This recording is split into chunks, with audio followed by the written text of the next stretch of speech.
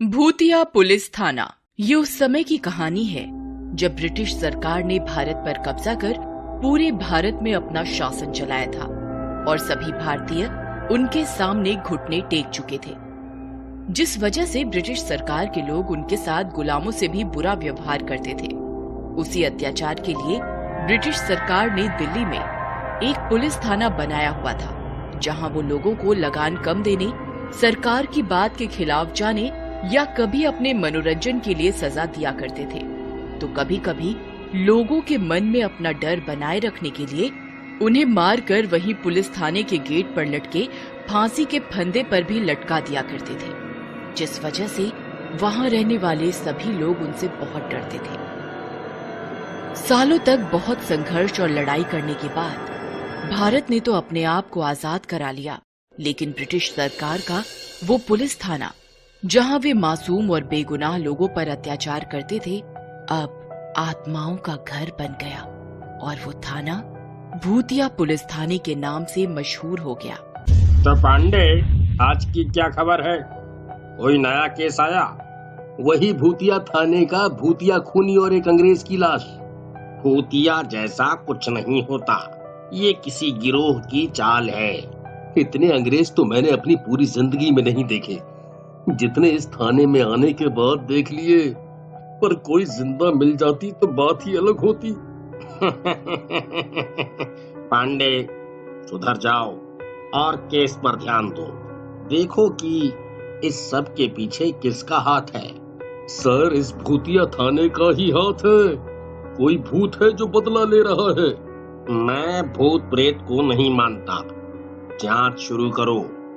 Inspector की बात मानकर पांडे केस की जांच शुरू कर देता है, पर बहुत ढूंढने के बाद भी उसे कहीं से कोई सबूत नहीं मिलता, जिससे परेशान होकर और थक कर उस रात पांडे पुलिस थाने में ही रुक जाते हैं। पुलिस थाने के भूतिया होने वाली बात की वजह से शाम के बाद कोई भी पुलिस अधिकारी या कैदी उस थाने में नहीं रुकता। वैसे वहां मामूली चोरों के अलावा और कोई मुजरिम आता भी नहीं था, इसलिए पांडे पुलिस थाने के अंदर से कुंडी बंद करके वहीं बैठ जाता है, जहां आधी रात गुजरने के बाद पांडे को अजीब और डरावनी आवाजें सुनाई देने लगती हैं, जिन्हें सुनकर पांडे कांप उठता है। क्योंकि कौन है यहाँ? पांडे के यह बोलते ही उसके सामने वाली दीवार के अंदर से एक भूत बाहर निकल कर आता है, जिसके साथ पुलिस थाने के अलग अलग कोने में से और भी बहुत सारी भूत निकलकर सामने आते हैं। किसी के सिर पर गोली का निशान होता है, कोई जला हुआ होता है, किसी के पेट में तलवार घुसी होती है, तो किसी के गले पर फांसी के निशान होते हैं। इन सभी भूतों को देखकर पांडे के पसीने छूटने लगते हैं। भूतों का ऐसा व्यवहार देखकर पांडे असमंजस में पड़ जाता है। ये असली भूत ही है या मेरा कोई सपना है? कोई मुझे कुछ नहीं बोल रहा, ऐसे इग्नोर कर रहे हैं जैसे मैं यहाँ हूँ ही नहीं। हम तुम्हें इग्नोर नहीं कर रहे, हमें बस तुमसे कोई दिक्कत नहीं है, इसलिए तुम्हें डराना नहीं चाहते। डरा तो तुमने पहले ही दिया है, अब और क्या बाकी हो सकता है? उस भूत के ऐसा बोलते ही बाकी सब भूत तेजी से उड़ते हुए पुलिस थाने के गेट की तरफ बढ़ते हैं, और तभी बाहर से किसी आदमी के चिल्लाने की आवाज आती है।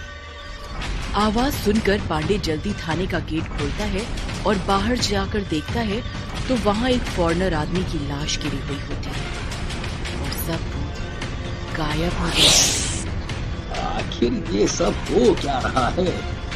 ये भूत सिर्फ अंग्रेज लोगों को ही क्यों मार रहे हैं? पांडे उन सभी भूतों से अपने सवाल का जवाब लेने के लिए थाने के अंदर वापस आता है, पर उसके बहुत बुलाने और पूछने पर भी वे भूत बाहर निकलकर नहीं आते, जिसके बाद वह भी थक कर उन्हें बुलाना बंद कर देता है और अपनी कुर्सी पर बैठकर सो जाता है।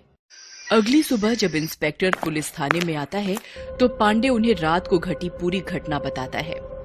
कितनी बार बोला है पांडे, थाने में पीकर मत बैठा करो।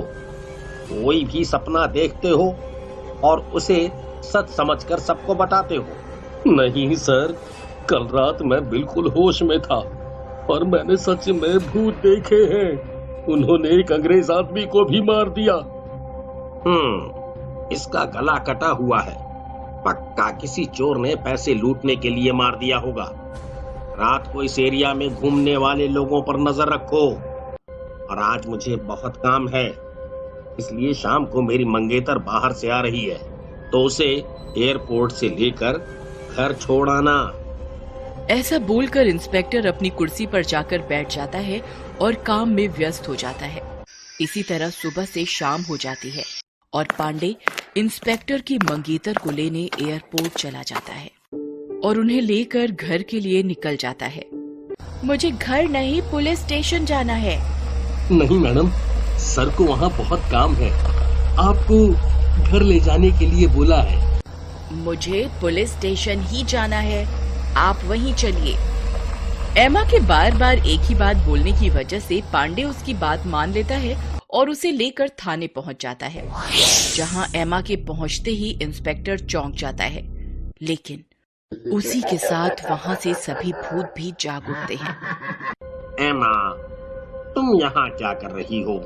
तुम्हें सीधा घर जाना चाहिए था। सर, मुझे लगता है अभी आप दोनों को ही जल्दी यहाँ से चले जाना चाहिए।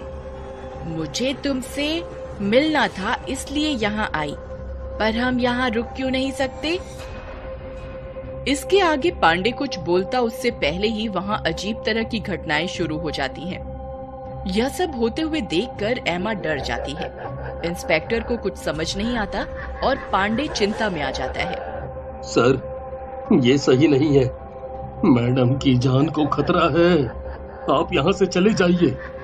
इससे पहले कि इंस्पेक्टर और एमा पांडे की बात पर अपना कोई रिएक्शन दे पाते, पुलिस थाने के सभी भूत बाहर निकल आते हैं, जिन्हें देखकर इंस्पेक्टर और एमा दोनों हक्के बक्के रह जाते हैं।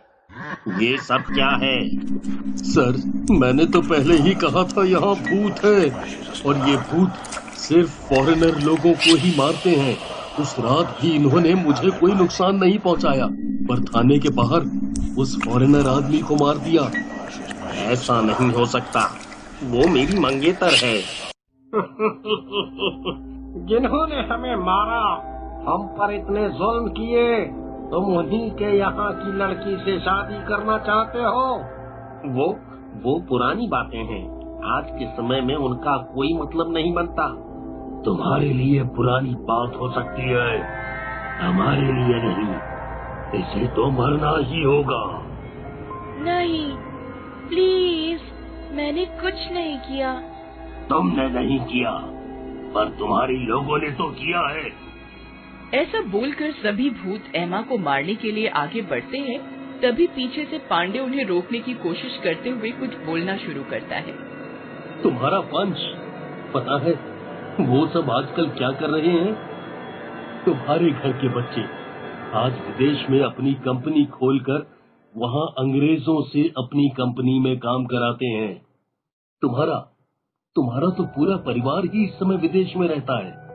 तुम्हारे परिवार के लोग तो अंग्रेजों के साथ ही बिजनेस करते हैं, और तुम्हारा परिवार भी विदेश में ही रहता है।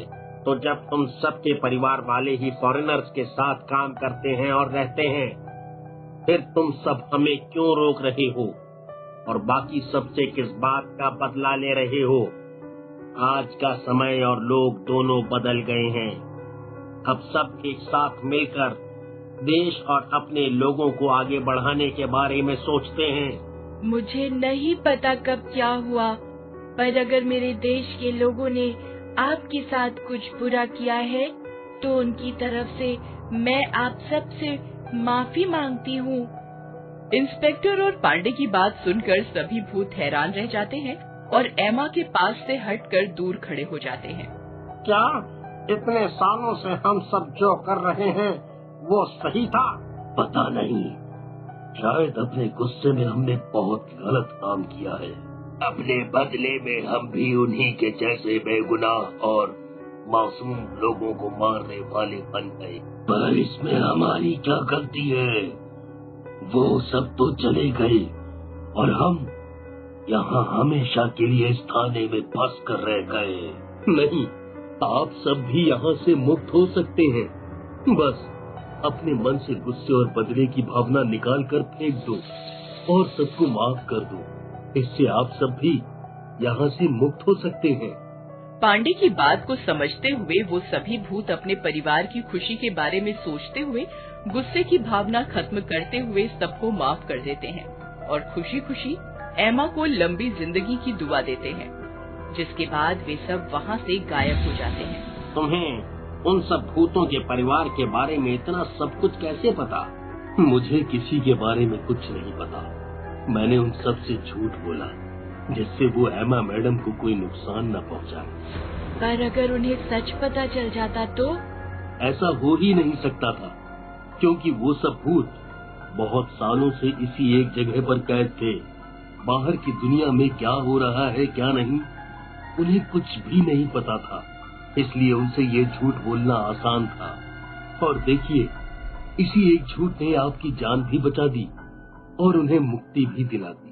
पांडे की बात सुनकर इंस्पेक्टर और एमा हंसने लगते हैं, जिसके बाद वे सब वहाँ से अपने अपने घर चले जाते हैं और वो भूतिया पुलिस थाना अब सिर्फ चोर और गुनहगारों के लिए भूतिया रह जाता है। Thanks for watching.